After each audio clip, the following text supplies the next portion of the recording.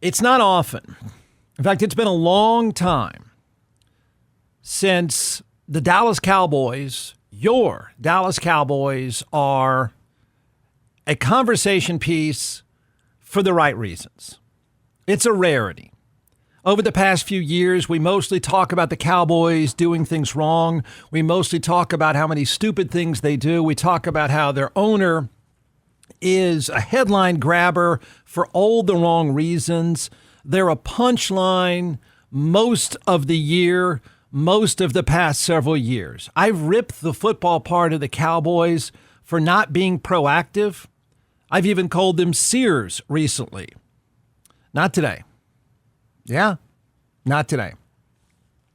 Your Dallas Cowboys, are you ready for it? Because you don't hear it often. I don't say it often. I can't imagine the last time I or anybody reasonable said some of these things. Your Dallas Cowboys have made a smart move. They've done something that's smart. They made a necessary move. They made a franchise winning move. It's not super sexy, but it's solid, and it's solid for the right reasons.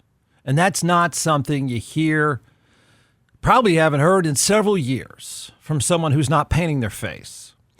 I can't remember the last time I said this about the Dallas Cowboys. I like it. Yeah, I like it. Now, I can pour a little bit of water on it, and I think people will be guilty of getting over their skis. But just as a prudent, sensible move where you can connect the dots, I like it. Dallas is traded for a very good, in some ways, underutilized George Pickens. ESPN is reporting now. I know you don't, unless you're a fantasy nerd, you really don't know much about him, but I can make sense of this for all the right reasons and then maybe how it could go wrong for some people. ESPN reports the Cowboys' search for a number 2 receiver opposite a Pro Bowler CeeDee Lamb has landed them George Pickens. The Steelers and the Cowboys agreed to trade Wednesday that will send Pickens to Dallas for a 2026 third-round pick. The Cowboys would send a 2027 fifth-round pick to the Steelers and get back a 2027 sixth-round pick. If you're trying to figure this out, the trade itself, Dallas needed to do it. I'm not quite sure I get the Pittsburgh side of this, other than he was frustrated. But there's another angle to the Pittsburgh side that I think kind of blows up. But for Dallas, it was an absolute necessity. I mean, they had to do something, and they did. And it's not over the top crazy and going to be, all of a sudden, unless you're crazy, you're going to say, oh, it's a Super Bowl caliber move. It's not that, but it's smart. I like it. I can make sense of why I like it. So here's why it's smart, and why it was necessary, and why, think about this, and this is another rarity, why it seems to follow a plan. Yes, it appears somebody with Dallas created a plan, and this entire move, and you got to hear this part clearly, this entire move is about 2 guys, maybe even 3, but certainly 2. 2 guys that needed it, 2 guys that deserved it, 2 guys that received a message from the franchise that's a really big deal. This is the way it's supposed to work for your highest paid players. And it goes like this. This move says this. You wanted us to pay you. We did. You wanted us to help you. We just did. That's the takeaway message. That's the right way to do things. Your highest paid guys, if you're going to build around them, you got to make an effort. You can't be seers. The Dallas side of this is about Dak Prescott, and it's about CeeDee Lamb, and even that screaming sound you're probably hearing is Mike McCarthy, but it's even to a degree about their new head coach. Dallas paid Dak Prescott and is very clearly saying to him, you're the richest player in the sport for now. You need some help. So here are the things you asked for. Okay? Dallas in the last 2 drafts have gone out and picked offensive linemen. They've gone tackle and they've gone guard. That's about Dak Prescott. I mean, if you questioned why would you pay him and not help him, which has been a criticism that I've thrown out about the Dallas Cowboys for a while now, you can't say it here. I'm not saying this makes up for a lot of their shortcomings, and they're still there. I mean, I can already hear people getting over their skis, but for where they are and all they could do, it was the best way to say, we're going to get your back.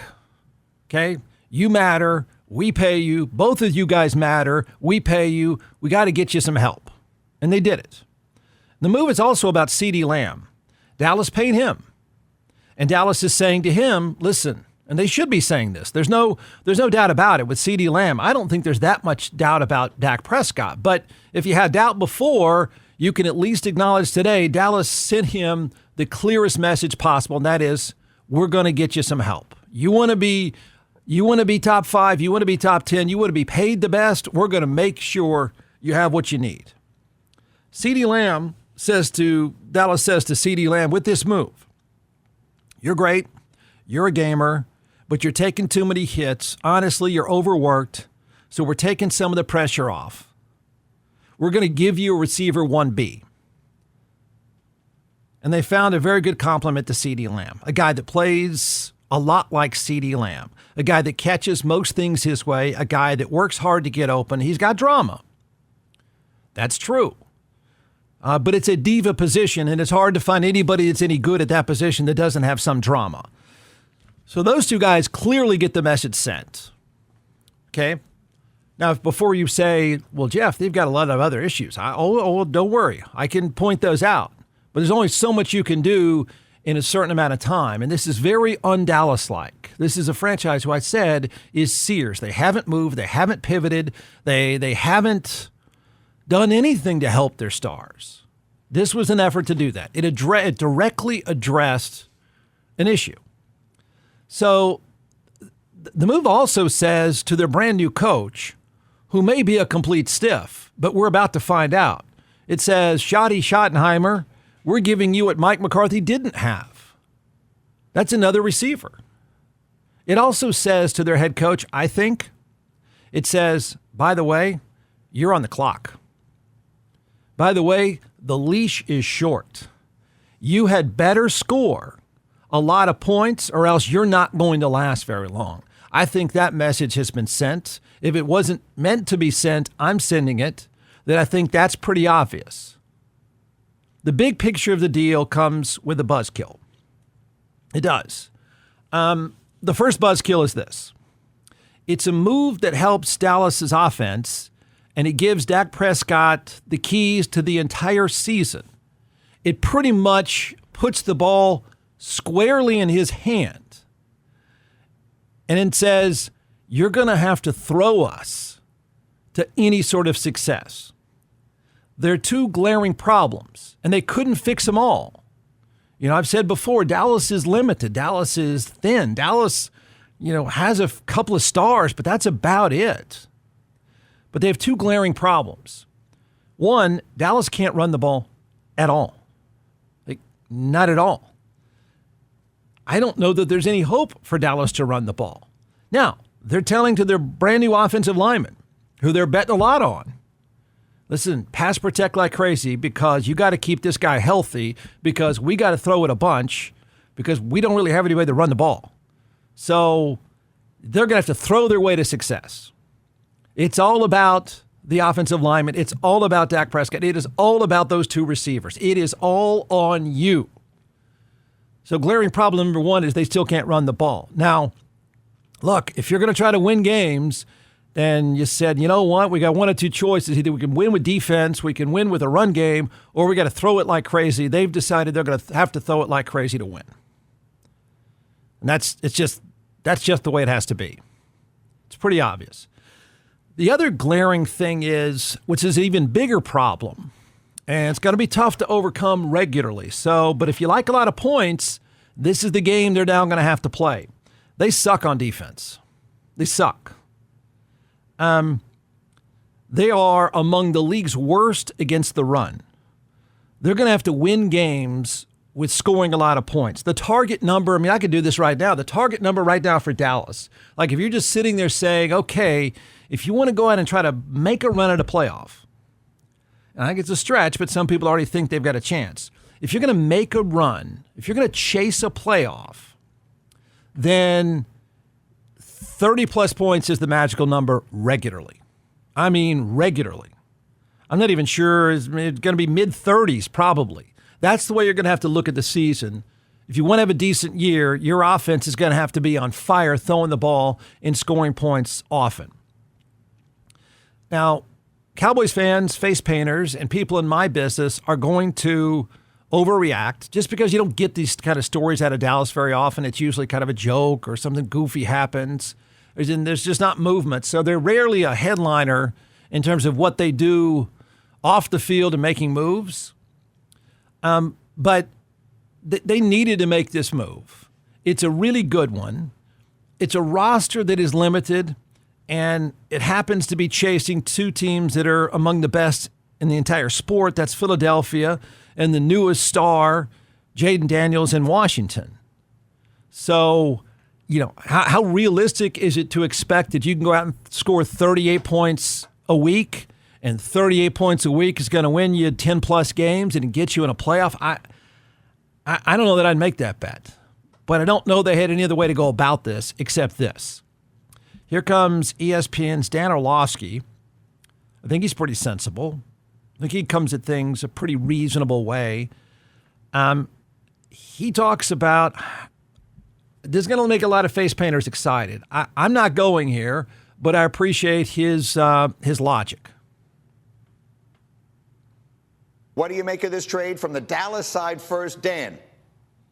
Yeah, the move squarely puts the Cowboys as a playoff contending football team this coming season. I anticipate the Cowboys to be better than other people. And a couple months ago, Greeny, it was the Cowboys can be a playoff contender if two things happen. Number one, that Dak Prescott has to stay healthy. That hasn't been the case recently. And then two, they got to get a number two guy opposite CeeDee Lamb. George Pickens, in the chaos of the quarterback situation at Pittsburgh, averages like 15 yards a catch. So we're talking about adding that to a wide receiver opposite CeeDee Lamb that is going to get you about 100, 110 catches a season and push 1,500-plus yards.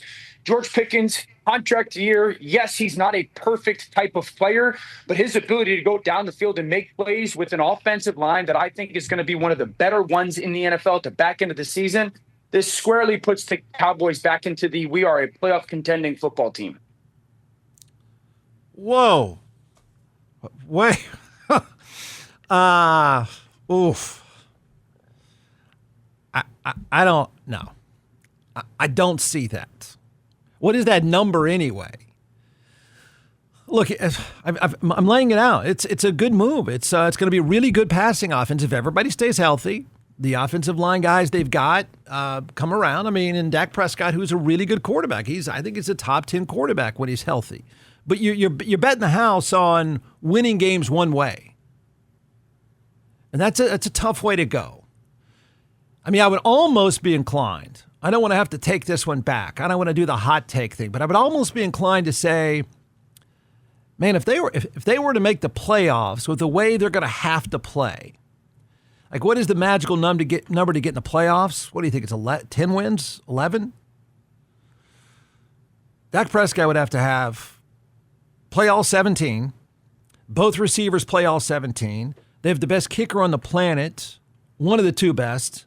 He'd have to be off the charts great again. And Dak Prescott might probably need to make a Pro Bowl if they were to make the playoffs. In other words, because he would have been throwing their way to the playoffs. So, yeah, if they make the playoffs, you're looking at Dak Prescott and CeeDee Lamb in a different way. But, man, that's quite a leap already for a team that can't run it and can't stop people.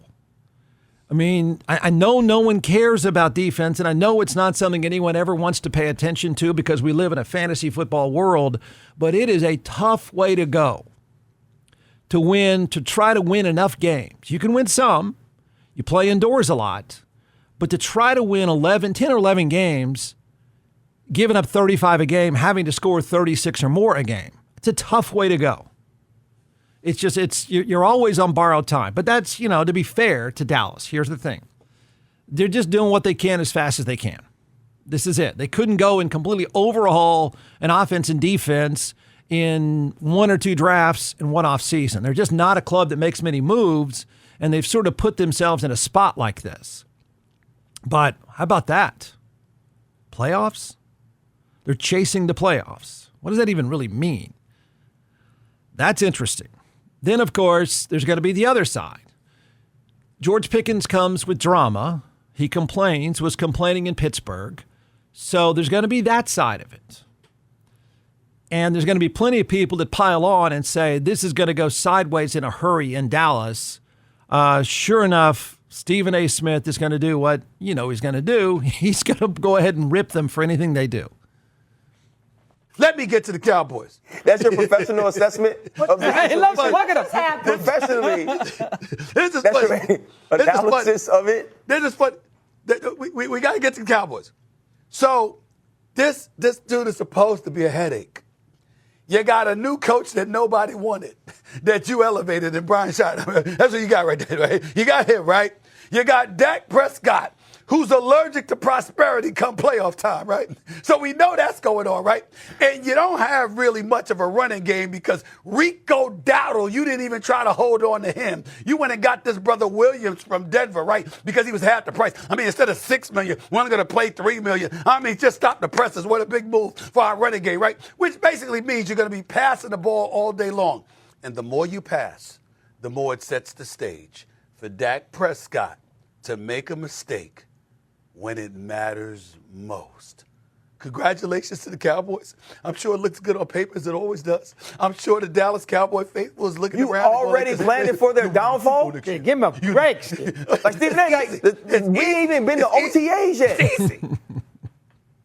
Hey, man, they gave it to me on a silver platter. I'm here minding my business. It's the NBA playoffs, man. That's where my mind is. And they go and they do something like this. I'm minding my business. I wasn't thinking about the Cowboys, but this is what they want. They got to steal the headlines. They stole the headlines during Super Bowl week. They're going to try to steal. Now they're stealing it during the NBA playoffs. Fine. It's all yours. They're going to make headlines, and you're going to see Dallas Cowboy fans everywhere. Pickens with CeeDee Lamb, and Dak is back healthy. You know we're going to win the Super Bowl next year, right? Oh, it's beautiful. It's beautiful. It's just set up for right now. At least they're not going to stink in September. They're going to go back to teasing us into believing that they're relevant, and right up until around Christmas time or so, a little bit after. And then after that, they plummet. Wait for it. Just be patient. It's coming. Yeah, I mean, he's not wrong. I mean, he's not wrong in the way they're going to have to. I mean, you really are. It is true. You're saying, okay, here you go, Dak Prescott. These are the keys. That coach's short-term future is on you. CeeDee Lamb's health is on you. George Pickens, who hasn't been here 5 minutes, is on you. It is on him, right? Because of the way they're going to have to play. I mean, they don't have, right? I mean, you saw how the Eagles win a championship with defense and running the ball and being smart and solid, blah, blah, blah. I mean, just basic football. Dallas cannot play basic football. It is going to be flag football. You'll like it. You fantasy nerds are going to dig this. So he's right about that. They're going to come out. The guy's arm is going to be sore. They're going to be throwing it so much because they have no choice. And that comes with huge risk. But I think it's ridiculous, and I think it's unfair to say it's not a smart move. It's the right move to make. I mean, it just is. They had a lot of moves. They could have made any kind of move, and it probably would have been a good one. The one move they couldn't do was the one they always do, and that's nothing. So you can't criticize them for that. They found themselves a good young player at a spot they desperately needed, and they gave their two highest paid players what they wanted, some help. What they do with it is a ton of pressure. He's right about that. It is on Dak Prescott and what's his name, Shoddy. A weird sidebar, though, okay? And I don't know why people aren't catching on, or people aren't catching on to this. And that is, the sidebar of the story is the biggest diva in the sport. And, once you finished analyzing Dallas and talking about Dallas and laughing at Dallas or predicting they're the greatest ever, not acknowledging it's somewhere right in the middle, it's a smart move, it's not great, it's not terrible. But the next focus should be on the biggest diva in the sport. And I got to believe this can't make him happy. I don't see how this is a pro Aaron Rodgers move by the Pittsburgh Steelers. That whole marriage has been weird anyway, as usual, with Aaron Rodgers. But if Aaron Rodgers is supposed to be the quarterback of the Pittsburgh Steelers, it's a pretty suspect offense anyway. And to be honest, Aaron Rodgers had very few options. But if I'm Aaron Rodgers, I'm not real happy. Wait, I'm sorry. My receiver went where? I have no idea what he's doing with his life, but if he wanted to sign with Pittsburgh, and it sounds like that's the plan if there's ever a plan, although I think he's holding them hostage to go somewhere else, I can't believe that he would be too happy. I wouldn't be too happy if I were him. They just traded his best and only offensive weapon. Is it a deal breaker between the Steelers and Aaron Rodgers? Surely they had to think this through. Maybe it was their way of saying, we waited long enough for you, you jackass. We're moving on. In fact, we're getting rid of this guy. We're getting rid of that guy. We're going to get rid of you too. We want these divas out of here. It might be. It might be a deal breaker. Aaron Rodgers is not one to be quiet about this stuff. So either he gave this his blessing, or they did this and it kind of feels and looks like they dissed him and he'll make noise about it. That's the other side of this. I think it's a pretty solid day for Dallas. It's a solid move for Dallas. It's a really good day for Dak Prescott. It sort of gives him the stamp of approval by that entire franchise that I think has been lacking for some time. I don't think they've worked hard enough to help him enough. I know he's hurt a lot. I get it. But they have gone out and picked up some good offensive linemen. They've got young talent now on the offensive side. They can easily say, Jerry Jones can try one of his nonsensical news conferences. But if he can make one sentence clear, he can say, we did this for my quarterback. And he'd be right. So it's good for Dak Prescott. It's really good for CeeDee Lamb. It's even pretty good for their head coach. Try not to get too far over your skis one way or another, but for one day out of the year, one of the few times in the last few years, I can sit here and say that's a smart move by Dallas.